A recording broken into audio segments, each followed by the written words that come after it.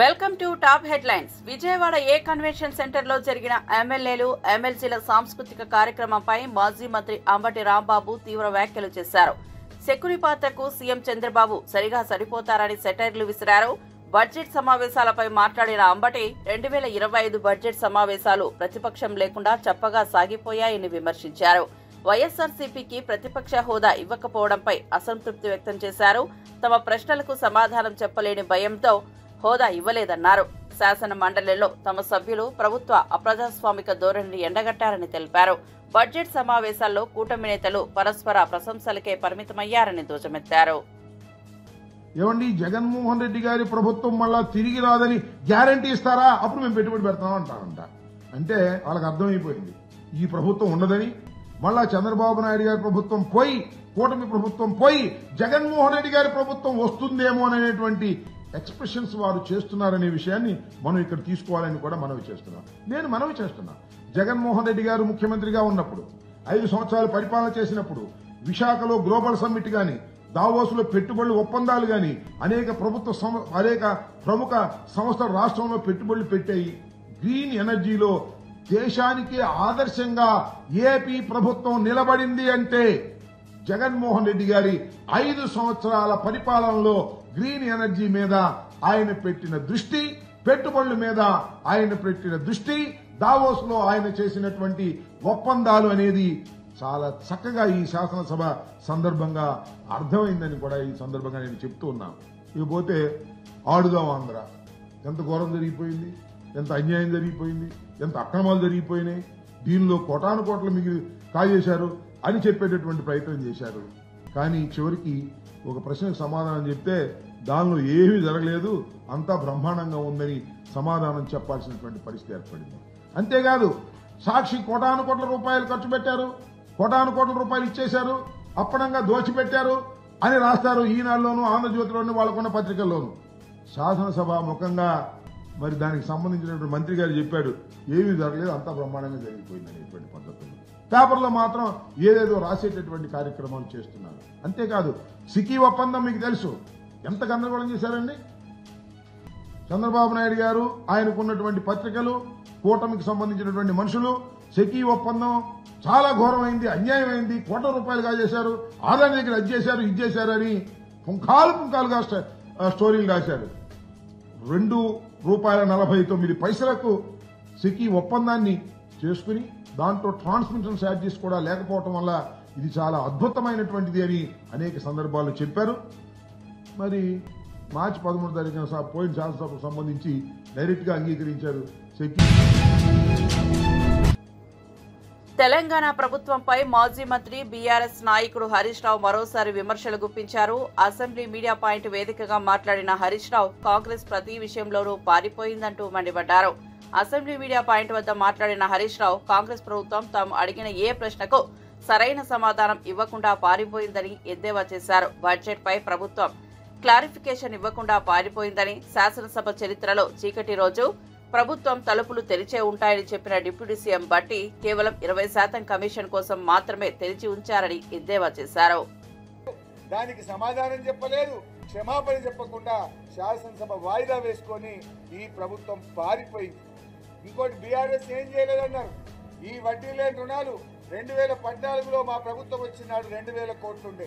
ప్రతి సంవత్సరం పెంచుతూ మా ప్రభుత్వం దిగిపోయే నాటికి 14,000 కోట్ల రూపాయలు చివరి ఆర్థిక సంవత్సరంలో మహిళలకు మేము రుణాలు అందించాం. మీరు కొత్తగా చేసింది ఏం లేదు, అది రొటీన్గా ప్రతి సంవత్సరం పెరిగేటువంటిది. 2000 నుంచి మేము 14,000 చేశాం, 14 నుంచి 25. అసలు విషయం ఏంది నేను అడిగింది, మీరు మీ బడ్జెట్ ప్రసంగంలో, ముఖ్యమంత్రి గారు బయట ప్రసంగంలో 1,00,000 కోట్ల వడ్డీ లేని రుణం అన్నారు. 1,00,000 కోట్ల వడ్డీ లేని రుణానికి ఉత్తర్వులు ఇస్తే చూపండి, లేదా క్షమాపణ చెప్పండి అన్న. నా మాట ఇవాళ రాష్ట్ర మహిళలు వింటున్నారు. మహిళలకు తెలవదా? మీరు 5 లక్షలకే పరిమితం చేశారు. 20 లక్షలు మహిళా సంఘం తీసుకుంటే మిగతా 15 లక్షలకు ఇవాళ వాళ్ళు వడ్డీ కట్టుకోవాల్సి వస్తూ ఉంది. అదేవిధంగా ఎల్ఆర్ఎస్ గురించి బట్టి గారు దాటవేసే ప్రయత్నం చేసింది. మేము అన్నదేంది, ఆనాడు మీరు నో ఎల్ఆర్ఎస్ నో బీఆర్ఎస్ అన్నారు. ఉచితంగా ₹1 లేకుండా ఎల్ఆర్ఎస్ ను రెగ్యులరైజ్ చేయాలని చెప్పి మీరు చెప్పారు. మరి మేమన్నది అదే కదా, LRS ను ఉచితంగా చేయండి. పేద ప్రజలను ఇలా ఆర్థిక మాంద్యం ఉందంటున్నారు, డబ్బులు లేవంటున్నారు, పేద ప్రజల రక్త మాంసాలు పీల్చకండి అంటే బట్టి గారు దానికి సమాధానం చెప్పకుండా దాటవేసిండు. ఇవాళ బట్టి గారు మళ్ళీ ఏం చెప్పిండంటే డబ్బులు కట్టాల్సిందే, పేదల ముక్కుబిండి వసూలు చేస్తామని చెప్పే ప్రయత్నం చేశారు. ఫార్మాసిటీ భూముల గురించి మేము అడిగాం, ఆనాడు భూములు వాపసు ఇస్తామన్నారు, ఇంకా 14,000 ఎకరాలు లాక్కుంటున్నారు. ఇదెక్కడి న్యాయం అంటే దాని మీద సమాధానం చెప్పకుండా ఇవాళ పారిపోయింది అధ్యక్ష. అదేవిధంగా అధ్యక్ష ఫీజు రియంబర్స్మెంట్ 8,000 కోట్ల రూపాయలు దాదాపు పెండింగ్ లో ఉంటే కేవలం 700 కోట్ల ఇచ్చి ఇవాళ ఈ విద్యార్థులకు అన్యాయం చేసింది కాంగ్రెస్ ప్రభుత్వం అధ్యక్ష. అధ్యక్షనే వస్తుంది పొద్దు నుంచి అదే మాట్లాడి అవకాశం మీద ఎవరు బయటపడాలి. అయితే మిత్రులారా అదేవిధంగా అప్పుల విషయంలో తిరిగి అదే తప్పులు చెప్పే ప్రయత్నం చేశారు. బీఆర్ఎస్ ప్రభుత్వ హయాంలో 4,20,000 కోట్లు మాత్రమే అప్పుంది, లెక్కలు చూపండి అని మేము అడిగాం. లెక్కలు ప్రభుత్వం ఇచ్చిన హామీలకు పాతరేసేలా తెలంగాణ బడ్జెట్ 2025-26 ఉందని బీజేపీ శాసనసభాపక్ష నేత ఏలేటి మహేశ్వర్ రెడ్డి విమర్శించారు. బడ్జెట్ పై శాసనసభలో చర్చ సందర్భంగా ఆయన మాట్లాడారు. గత ప్రభుత్వం రాష్ట్రాన్ని అప్పుల కుప్పగా మార్చిందని, కాంగ్రెస్ సర్కార్ సైతం అదే బాటలో నడుస్తోందని దుయ్యబట్టారు. రోజుకు 1,700 కోట్లకు పైగా, నిమిషానికి కోటికి పైగా కాంగ్రెస్ ప్రభుత్వం అప్పులు చేస్తోందని ఆరోపించారు. జీఎస్డీపీ కేవలం 5 లక్షల కోట్లు మాత్రమే ఉంది అధ్యక్ష. కానీ అప్పటి ప్రభుత్వం కేవలం పొదుపుగా 19% మాత్రమే వారు దాని అప్పు తీసుకొచ్చేసి రాష్ట్రంలో ఎన్నో సంక్షేమ కార్యక్రమం నడిపించినటువంటి అంశాలు మీకు తెలుసు అధ్యక్ష. తెలంగాణ రాష్ట్రం వస్తే బంగారు తెలంగాణ వస్తుంది, బతుకులు బాగుపడతాయని చెప్పేసి ఎంతో ఆశగా తెలంగాణ రాష్ట్రం కోసం ఉద్యమంలో అనేక మంది అన్ని వర్గాల ప్రజలు తెలంగాణ ఉద్యమంలో పాల్గొని తెలంగాణ రాష్ట్రం సాధిస్తే అధ్యక్ష, ఈ రోజు తెలంగాణ రాష్ట్రం అంతా అప్పుల కుప్పగా మారి తెలంగాణ రాష్ట్రం దేనికోసం వచ్చిందంటే కేవలం అప్పుల కుప్పగా మార్చుకోవడానికి తెలంగాణ రాష్ట్రం వచ్చినట్టుగా చాలా స్పష్టమవుతుంది అధ్యక్ష. గత 10 సంవత్సరాలు గత ప్రభుత్వం చేసిన తప్పిదమా ఈ రాష్ట్రం పూర్తిగా లక్షల కోట్ల అప్పు చేసేసి ఈ రోజు జిఎస్డిపి దాదాపు 16 లక్షల కోట్ల రూపాయలు జిఎస్డిపి పెరిగినప్పటికీ పెరిగినటువంటి జిఎస్డిపి మీద దాదాపు 50% అప్పు తీసుకొచ్చేటువంటి దుస్థితి రాష్ట్రంకి వచ్చిందంటే మరి ఈ రాష్ట్రం ఏ దిశలో పయనించి ఈ రాష్ట్రం ఏ రకంగా పూర్ణ ఆర్థికంగా సంక్షోభంలో కూరుకుపోయిందో అర్థమవుతా ఉంది అధ్యక్ష. మరి గొప్పలకు పోయి గత ప్రభుత్వం ఎన్నో తప్పిదాలు చేసి ఉండొచ్చు, గొప్పలకు పోయి ఎన్నో తప్పుడు కార్యక్రమాలని కాళేశ్వరం లాంటి, మిషన్ భగీరథ లాంటి, మిషన్ కాకతీయ లాంటి ఈరోజు ఒక బడిగుండై ఇవన్నీ కూడా ఈ రాష్ట్రంలో వైట్ ఎలిఫెంట్స్ అయ్యేటువంటి మరి ప్రోగ్రామ్స్ టేకప్ చేసి లక్షల కోట్లు దాని మీద వృధాగా ఖర్చు ఉండొచ్చు అధ్యక్ష. కానీ ఏదేమైనా వారు చేసినటువంటి లక్షల కోట్ల అప్పు వల్ల ఈ రాష్ట్రం పూర్తిగా అప్పుల పాలైనప్పటికీ ఇది తెలిసి రేవంత్ రెడ్డి గారు కూడా ఇంకా నేనేదో చేస్తాను, ఈ రాష్ట్రాన్ని పూర్తిగా నేను మరి ఒక తోలో పెడతానని చెప్పేసి వారు ఎన్నో మరి ఎన్నికల ముందు ఇచ్చినటువంటి హామీలను ఒకసారి గుర్తు చేసుకుంటే అధ్యక్ష, ఆ రోజు ఎంతో మంది అడిగింది అధ్యక్ష, నిపుణులు అడిగినారు, మరి నీకు రాష్ట్ర పరిస్థితి తెలిసినప్పటికీ కూడా నువ్వు ఇన్ని హామీలు ఎట్లా ఇస్తావు, 6 గ్యారెంటీలు ఎట్లా ఇస్తావు, ఈ రకంగా 420 హామీలు ఏ రకంగా ఇస్తావని చెప్పి అడిగితే గత ప్రభుత్వ పాలకులు చేసినటువంటి అనేకమైనటువంటి అవినీతుల్లో లక్షల కోట్ల రూపాయల కుంభకోణాలు ఉన్నాయి, అవన్నీ కక్కించి వాటితోటే తెలంగాణ రాష్ట్రంలో 6 గ్యారెంటీలని అమలు చేస్తామని చెప్పిన ముఖ్యమంత్రి గారు ఈ రోజు మరి ఎక్కడ కూడా ప్రస్తావన చేయడం లేదు అధ్యక్ష. 14 నెలలైనా మరి ఏ ఒక్కరి మీద కేసు పెట్టలేదు, ఏ ఒక్క విచారణ పూర్తిగా లేదు, ఏ ఒక్క రూపాయి కూడా దిగువరి చేయని పరిస్థితిలో ఉందంటే మరి వారు చేసింది మరి అబద్ధపు మరి హామీలా ఒకసారి తెలియజేయాల్సిన అవసరం ఉన్నదని తెలియజేస్తా ఉన్నాను అధ్యక్ష.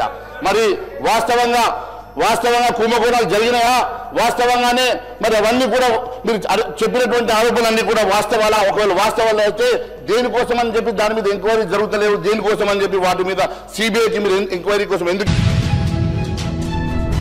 ప్రభుత్వం ఉద్యోగులకు చెల్లించాల్సిన 30,000 కోట్ల బకాయిలను వెంటనే ఇవ్వాలని employees and pensioners state wing president N Chandrashekar Reddy demand చేశారు. ఇప్పటి వరకు 1000 కోట్లు చెల్లించామని చెబుతున్నా అవి ఎవరికి అందాయో అర్థం కావడం లేదన్నారు. కాంట్రాక్టర్లకు బిల్లులు చెల్లించేందుకు ఫండ్లు అంటే ఉద్యోగులు పెన్షనర్లకు ఇవ్వాల్సిన డబ్బులకు ఎలా అందుబాటులో ఉండవన్నారు.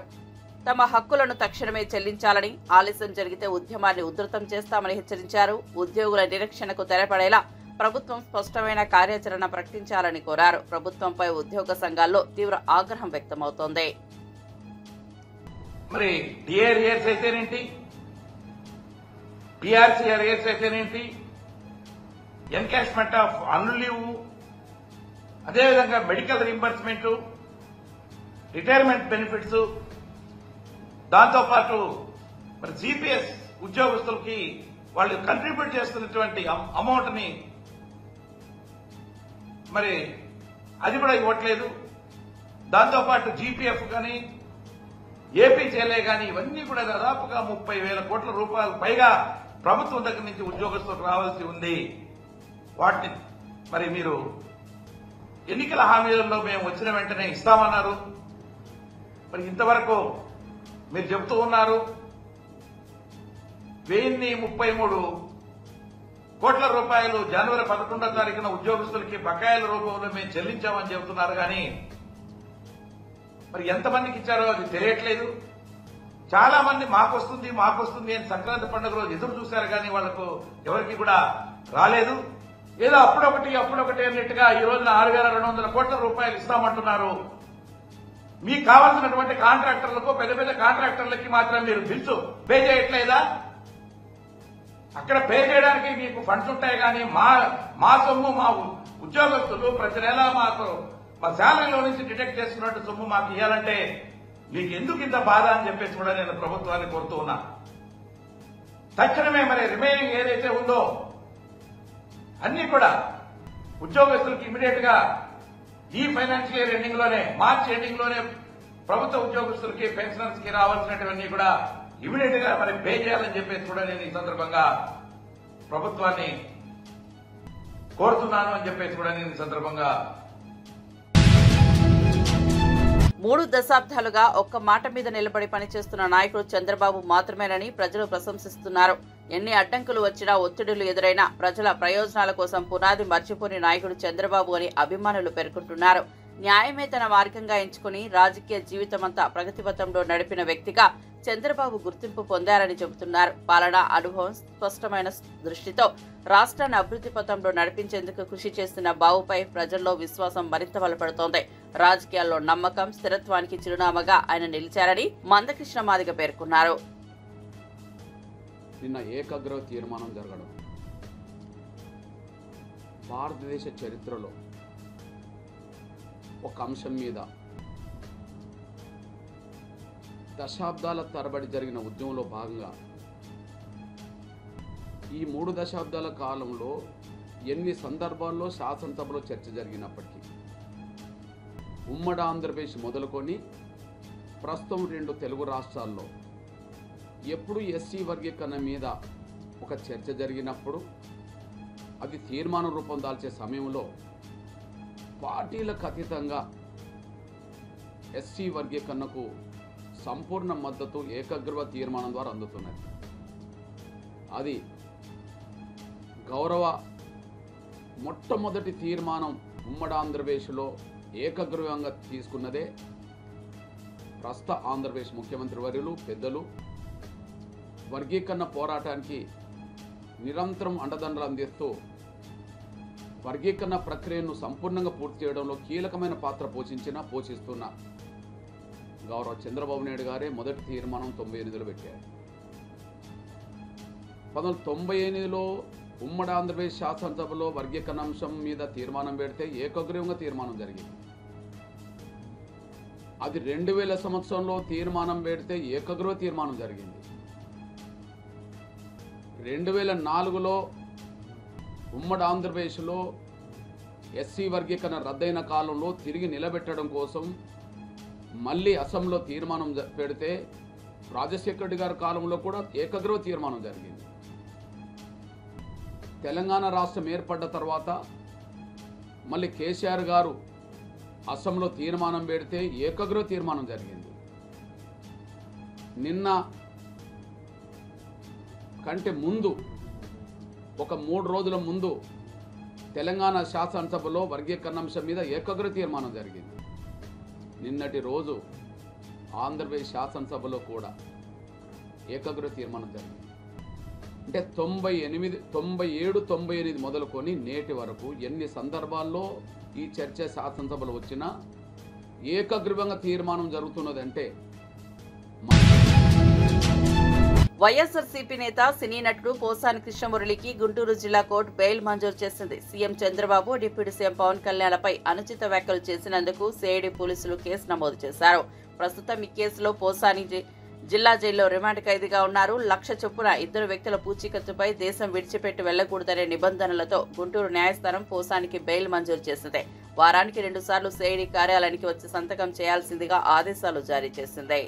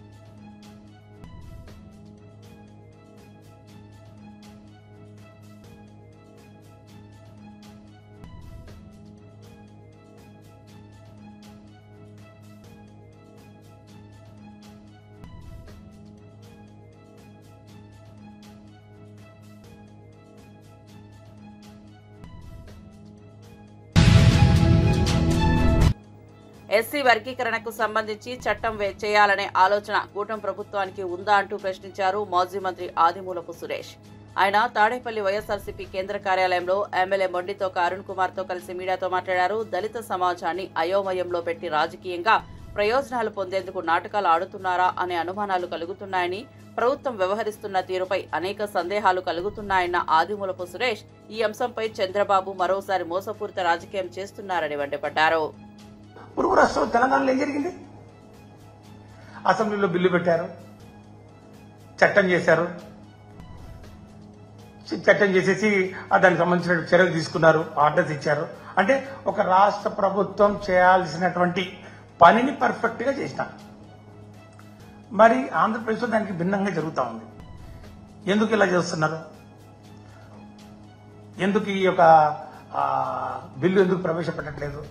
ఎందుకు మరి దీని మీద మరి ఒక క్లారిటీ, ఒక ఫైనాలిటీ ఎందుకు తీసుకురాలేకపోతున్నారు? ఎందుకు ఈ కన్ఫ్యూజన్? ఎందుకు తీర్మానం అన్నారు, తర్వాత లఘు చర్చ అన్నారు, లఘు చర్చ నుంచి మళ్ళీ తర్వాత కౌన్సిల్కి వచ్చాక స్టేట్మెంట్ అన్నారు. దేని మీద?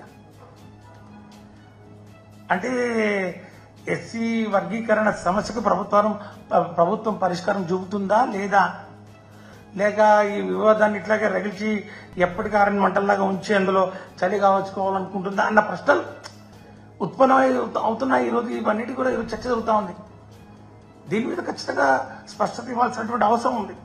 ఈ వర్గీకరణ సమస్యను మరి ఇట్లాగే ఒక డోలాయమానంలో పెట్టి అణగారిన వర్గాల వారికి రావాల్సినటువంటి ఫలాలు కూడా రాకుండా అడ్డుకుంటున్నటువంటి పరిస్థితి కనపడతా ఉంది. ఇది కేవలం మేము ఏదైతే ముందుగా రాష్ట్ర ప్రజలందరూ కూడా అనుమానపడ్డారో, మోసపూరితంగా దీని ఏదో వాడుకునే కార్యక్రమం చేస్తూ ఉన్నారో, అట్లాగే ఆ దిశలోనే ఇది మళ్ళా పోతున్నట్టుగా కనిపిస్తూ ఉంది. దీనివల్ల రాష్ట్ర ప్రజలందరూ కూడా ఆందోళన చెందుతూ ఉన్నారు. ఇది మేము ఖచ్చితంగా దీని మీద మరి వాళ్ళు దీనికి సమాధానం చెప్పాల్సినటువంటి అవసరం ఉంది. ఎందుకంటే వీళ్ళు ఇప్పటి వరకు 9 నెలల కాలంలో దళితులకు మరి చదువులు ముందుకు సాగనీయలేదు. ఈ కార్యక్రమాలు ఫీ రియంబర్స్మెంట్లు కానివ్వండి, విద్యా దీవెన, జగనన్న వసతి దీవెన ఏం దాని గురించి మాట్లాడలేదు. ఆరోగ్య భద్రత లేకుండా పోయింది. ఏదైనా భూమి సాగు చేసుకోవాలనుకుంటే మరి కౌలు రైతులుగా మరి ఈ ఎలాంటి సహాయం అందించకుండా మరి మాకు తీరని ద్రోహం చేస్తా ఉన్నారు. అంటే ఒక పక్క వర్గీకరణ సమస్య తీర్చకుండా అలాగే ఉంచి మోసపూరితంగా వ్యవహరిస్తూ, మరో పక్క అభ్యున్నతికి తోడ్పడే పథకాలు ఇవన్నీ తీసేశారు. ఇవన్నీ వెన్నెముకలాగా జగన్మోహన్ రెడ్డి గారి ప్రభుత్వం ఇచ్చినటువంటి మరి పథకాలు ఏవైతే ఉన్నాయో మా వర్గాలకు భరోసానిచ్చే పథకాలు. దక్షిణ రాష్ట్రాల మధ్య సరిహద్దుల తగ్గింపు అంశంపై చర్చించేందుకు బీఆర్ఎస్ ప్రతినిధి బృందం చెన్నైకు బయలుదేరింది. పార్టీ వర్కింగ్ ప్రెసిడెంట్ కేటీఆర్ నేతృత్వంలో పలువురు కీలక నేతలు ఈ బృందంలో ఉన్నారు. రాష్ట్రాల మధ్య అభివృద్ధి, వనరుల వినియోగంపై సమన్వయంతో ముందుకెళ్లాలనే ఉద్దేశంతో ఈ సమావేశం ఏర్పాటు చేసినట్లు సమాచారం. సరిహద్దు వివాదాలు, పరస్పర అవగాహన పెంపుకు ఇది ఉపయుక్తమని నేతలు అభిప్రాయపడుతున్నారు. సమావేశంలో ఇతర దక్షిణ రాష్ట్రాల నేతలు కూడా పాల్గొననున్నారు. శాంతి, అభివృద్ధి దిశగా ఈ చర్చలు కొనసాగుతున్నట్లు బీఆర్ఎస్ వర్గాలు వెల్లడించాయి. కేటీఆర్ నేతృత్వంలోని బృందానికి చెన్నైలో విశేష స్వాగతం లభించింది.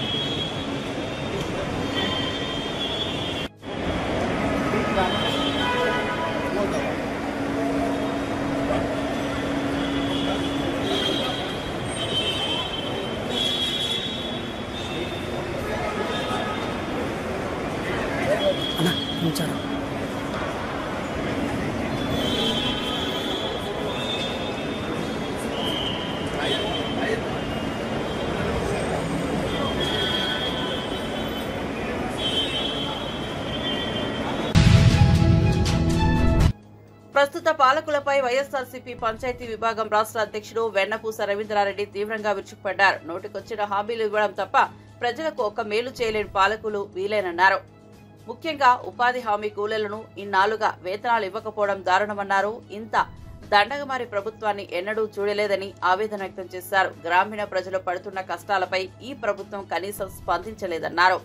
ప్రజల గోసవిని చర్యలు తీసుకోవాల్సింది పోయి వాగ్దానాలు పేల్చడంతోనూ ఈ పాలకులు నిమగ్నమైపోయారని ఆరోపించారు. వైఎస్ఆర్ కాంగ్రెస్ పార్టీ పక్షంగా గ్రామస్తుల సమస్యలపై పోరాటం కొనసాగుతుందని స్పష్టం చేశారు. ఉపాధి హామీ పనుల్లో పనిచేసినటువంటి కూలీలకు ఈ రోజు కూడా వేతనాన్ని విడుదల చేసినటువంటి పాపాన పోలేదు ఈ ప్రభుత్వం అని చెప్పి కూడా ఈ సందర్భంగా నేను అడుగుతా ఉన్నా. ఇప్పటికి కూడా 820 కోట్ల రూపాయల నిధులు ఈ రోజు కూడా ఉపాధి హామీ కూలీలకు రావాల్సినటువంటి చెందాల్సినటువంటి నిధులను విడుదల చేయలేనటువంటి దౌర్భాగ్యమైనటువంటి స్థితిలో ఈ ప్రభుత్వం ఉన్నటువంటి మాట వాస్తవం కాదా అని చెప్పి నేను అడుగుతా ఉన్నా. 72 రోజులు పని దినాలు గడిచిపోయినప్పటికీ కూడా ఈ రాష్ట్రంలో ఉన్నటువంటి పేద ప్రజలు అన్ని సంక్షేమ పథకాలకి అర్హులైంది కూడా ఏ ఒక్క సంక్షేమ పథకాన్ని కూడా అందుకోలేనటువంటి దయనీయమైనటువంటి పరిస్థితిలో తమ యొక్క జీవన ప్రమాణాలు దిగజారేటువంటి క్రమంలో కూడా ఈ రోజు ఉపాధి హామీ పనులకు వెళ్తే ఆ ఉపాధి హామీ పని చేసినటువంటి వేతనాన్ని కూడా పొందలేనటువంటి దౌర్భాగ్యమైనటువంటి పరిస్థితిలో ఈ రాష్ట్ర ప్రజలను నెట్టవేసినటువంటి చరిత్ర మీది కాదా అని చెప్పి ఈ సందర్భంగా చంద్రబాబు నాయుడిని, పవన్ కళ్యాణ్ని నేను ప్రశ్నిస్తా ఉన్నా. అటువంటి మీరు నిన్న జరుగుతా అంటే అసెంబ్లీలో సాంస్కృతిక కార్యక్రమాల పేరుతో ఈ రోజు మీ సహచరుడు మాజీ ముఖ్యమంత్రి అయినటువంటి ఇక జగన్మోహన్ రెడ్డి గారి పైన మీరు సాంస్కృతిక కార్యక్రమం పేరుతో ఇక డ్రామాలు రద్దు కట్టించి సెటైర్లు వేసి అతని యొక్క వ్యక్తిత్వాన్ని మీరు ఈ రోజు తగ్గించేటువంటి ప్రయత్నం చేస్తారా?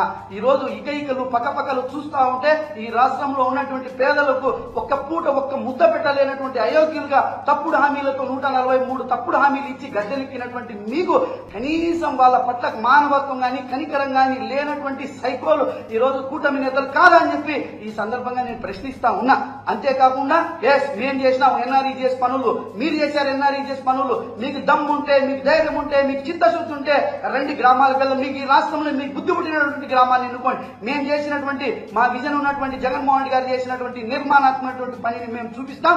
మీరు ఎక్కడైనా ఒక్క నిర్మాణాత్మకమైనటువంటి పని చేయించేటువంటి దమ్ము ఉంటే మీరు క్షేత్రస్థాయికి రావాలని చెప్పి కూడా ఈ సందర్భంగా వైఎస్ఆర్సీపీ తరఫున బహిరంగ సవాలు కూడా ఈ కూటమి నేతలు వాళ్ళు విసురుతున్నామని చెప్పేసి కూడా ఈ సందర్భంగా తెలియజేస్తున్నా.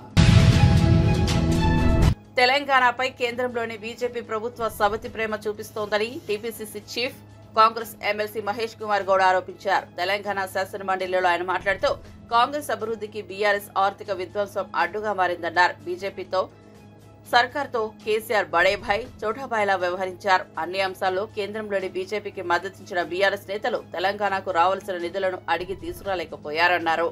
10 ఏళ్ల బీఆర్ఎస్ పాలనలో విభజన అంశాలను కేసీఆర్ గాలికొదిలేశారని తెలిపారు. గత బీఆర్ఎస్ ప్రభుత్వం కాళేశ్వరానికి జాతీయ హోదా ఎందుకు తీసుకురాలేకపోయిందని మహేష్ కుమార్ ప్రశ్నించారు.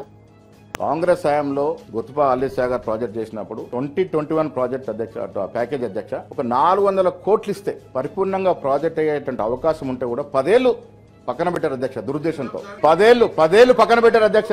ప్రాజెక్టు 10 ఏళ్లు పక్కన పెట్టడం వల్ల ఒకప్పుడు తెలంగాణలో సస్యశ్యామల నిజామాబాద్ జిల్లా వారికొంత ముందుకు పోవాల్సినటువంటి పరిస్థితులు కూడా వెంటబెట్టుకోబడింది అధ్యక్ష. ఇవాళ ఎస్ఆర్ఎస్ ఉంది కాబట్టి ఆ కాళేశ్వరం పేరు చెప్పుకొని నీళ్లు వస్తా ఉన్నాయి. కాళేశ్వరం ఎక్కడ నేను ఆన్ రికార్డ్ చెప్తున్నా అధ్యక్ష, కాళేశ్వరం ప్రాజెక్టు సక్సెస్ఫుల్ ప్రాజెక్ట్ కాదు, వయబుల్ ప్రాజెక్ట్ అంతకన్నా కాదు. ఆన్ రికార్డ్ చెప్పదలుచుకున్నా కాళేశ్వరం ప్రాజెక్ట్ అసలు వయబుల్ ప్రాజెక్టే కాదు. ఇవాళ ఎస్ఆర్ఎస్పీ ఉండబట్టి ఎస్ఆర్ఎస్పీ నీళ్ల ద్వారా పెద్దలు జీవన్ రెడ్డి గారు చెప్పినట్టుగా ఎస్ఆర్ఎస్పీ నీళ్ల ద్వారా కాళేశ్వరం మైనా మెరుగులు దిద్దుకొని ఆ పేరు పాడు కాకుండా చూసుకుంటాం అధ్యక్ష. సో కాళేశ్వరం విషయంలో నేను పెద్దలు కోదండరామకి చెప్పిన దానికి మనస్ఫూర్తి ఏకీభవిస్తున్న అధ్యక్ష. ఇంకా దాని మీద కట్టారు, మీరు చాలా గొప్ప చెప్పి కట్టారు. ఏమైంది అధ్యక్ష? మరి ఎందుకు బీటలు బారింది అధ్యక్ష? ఇంత నాసిరకం కట్టారంటే ప్రాజెక్టు కట్టిన 3-4 ఏళ్ళప్పుడు బీటలు బారిపోతే ఎట్లా అధ్యక్ష? ఇలా నెహ్రూ హయాంలో కట్టిన శ్రీరామ్ సాగర్ ప్రాజెక్టు రండి సభ్యులు పోదాం, ఒక గీత కూడా పడలేవు అధ్యక్ష. 70 సంవత్సరాలు అయింది కట్టి నాగార్జున ప్రాజెక్టు. ఎందుకు అధ్యక్ష? ఒక 100 ఏళ్ళు 200 ఏళ్ళకు ఉండాల్సిన ప్రాజెక్టులో ఆ రకంగా నాణ్యత లోపించి కడితే మీరు అధికారంలో ఉండి ఏం చేశారు అధ్యక్ష? ఎందుకు కాంట్రాక్టర్ని మీకు ఆ వెసులుబాటు ఇచ్చారు అధ్యక్ష? ఎందుకు ఆ రకంగా నాసిరకం కట్టారు? నాణ్యత లోపంతో ఎందుకు కట్టగలిగింది? ఇంత పెద్ద ప్రాజెక్టు రాష్ట్ర ప్రజల సొమ్ముతో కట్టిన ప్రాజెక్ట్ అధ్యక్ష. అది ₹2 కాదు, 1,04,000 కోట్లు అధ్యక్ష. సరే, అది ఒక రకం అధ్యక్ష. ఇవాళ సంతోషం, నీటిపారుదల శాఖకి 23,000 కోట్లు ఇచ్చినారు. దాదాపు పెండింగ్ ఉన్న ప్రాజెక్టు కొద్దిగా ప్రయారిటీ వచ్చేటువంటి అవకాశం ఉంది.